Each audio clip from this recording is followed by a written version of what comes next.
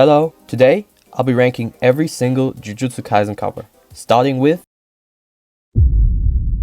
Jujutsu Kaisen 0. It's not a bad cover, but I don't find it amazing as well. It's got cool details like Rika in her human form in Yuta's arms, as well as her as the Queen of Curses in the back. The colors and pose though bring my ranking down a bit, landing it a solid spot in B tier. Next up, Volume 1. And now we're talking. I feel like this cover perfectly captures what JJK is going to be. Kind of this dark, grungy, gloomy curse story following our main character Yuji. A tier. Volume 2.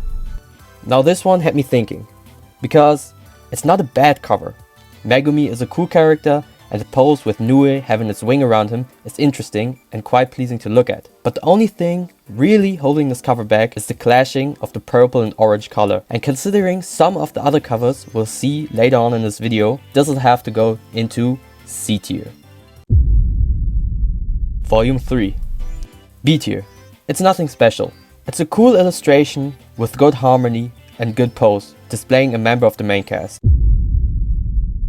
Volume 4. Here we have some more A tier material, above volume 1 even. This volume has very nice color, with a very intriguing pose. I find myself displaying this cover on my shelf a lot, and I can't help but glance at it every time I enter my room, so A tier is definitely deserved. Volume 5, A tier. Do I have to say much more? Todo is genuinely such a likable character. It also has a very distinct background compared to other covers we'll see. With that said, next is Volume 6. Now this is a cover which, if I were to see this series for the first time, would pique my interest. Just the way Mahito is looking at this mysterious glowing thing he holds, with all of the transfigured faces around him, makes you curious on what the story is about and who or what this character is.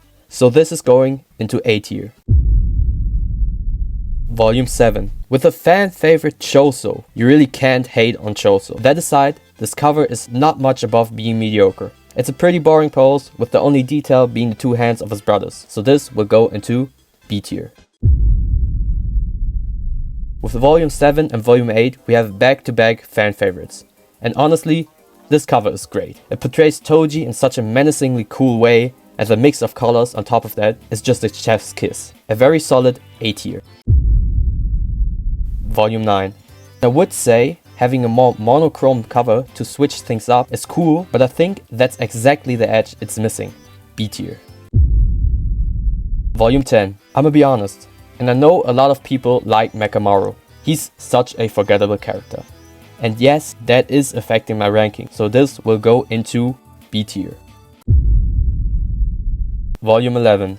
This is genuinely so tough. Now I might be a bit biased because Nanami is my favorite character, but come on, you gotta agree that this is fire. His pose, the line of his technique with the blood spatters in the background, you honestly couldn't convince me that Gege could have made this cover any better. Easy S tier.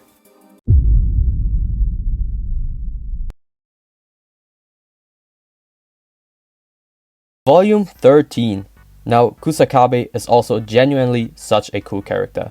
And the pose is fire too. There's just other covers that are better, so this will have to go into B tier. Volume 14. Now with this, we're talking once again. This cover basically does everything right. The pose is dynamic and interesting. The fingers scattered around as extras in the foreground create such depth, and combine those elements with the fire color combination that is this purple and blue, you get something worthy of being hung in the Louvre. S tier.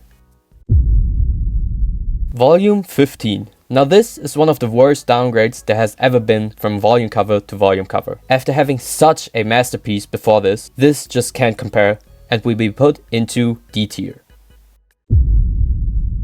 Volume 16. Volume 16 just really has a very eye-catching design. But as I said before, there are just other covers which I find better. So B tier it'll have to be. Volume 17. This volume just disturbs me. C tier.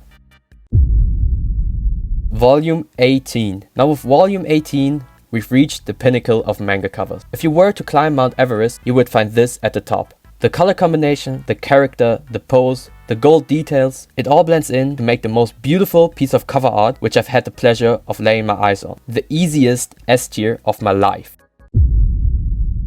Volume 19. Back-to-back bangers. But something is different with this cover. It sets a whole different mood. The blue happy sky colliding with the dead sunflower in front of Higurama brings such a vibe with it. Also S tier. Now let's do a quick fire round for the next couple of covers. Volume 20. C tier. Volume 21. C tier. Volume 22. A tier. Volume 23. B tier. Volume 24. B tier. Volume 25. I feel like something's being done to me which I didn't consent to. C tier. Volume 26. D tier. Volume 27. A tier. And with that, we have made it to the final 3 volumes. Starting with Volume 28. With Volume 28, we've got another eyesore. I really can't explain it, but this cover gives me goosebumps, and not the good kind. It sends shivers down my spine, but it's like the ones you get when you hear nails screeching on a blackboard. D tier. Volume 29. And now, right before the end, we've got another banger. The menacing way of Sukuna really comes over for the reader on this one. Also, the yellow details on the red background add something which really ties this cover together. S tier. Volume 30. And to be honest, this is the most mid cover in the midst of mid covers. I get having Yuji as the main character looking menacing on the cover is a good concept, but this cover just doesn't deliver a good bang as the end to the series. And that's why I've given Volume 30, the final volume of Jujutsu Kaisen, B tier. And that's my list. Let me know if you agree or disagree, or even want to send me death threats after this. But if you've in some kind of way found this video entertaining, then please consider subscribing to this channel. And goodbye!